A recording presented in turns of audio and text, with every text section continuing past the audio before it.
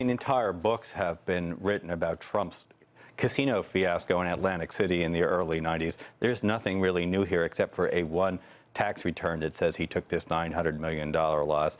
And then we speculate. All the press speculates that he hasn't paid any taxes since then. We have no way of knowing whether that's true or not. There isn't a big story here, but this is a piece of news that's been sitting around for 25 years waiting to be injected in the weeks before this presidential race. That's what's going on here. And the media have played along in a really kind of embarrassingly naive and disingenuous way. So what happened in the early 90s?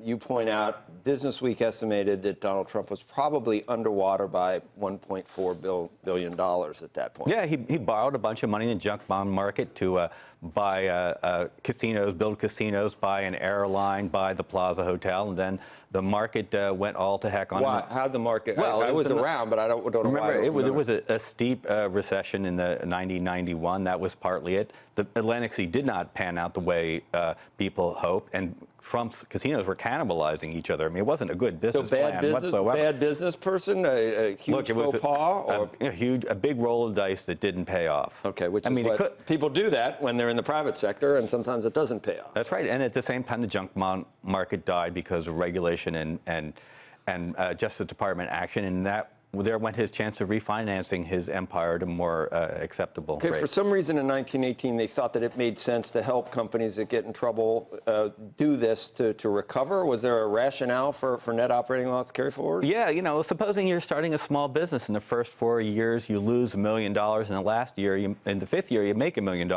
Well, your average income over that period is zero. Why tax you as if you made $1 million a year? If in the 6th year you make $1 million, then, you know, you're taxed at the normal rate because you've covered all your losses. Otherwise, nobody would ever go into business because no business starts out making money.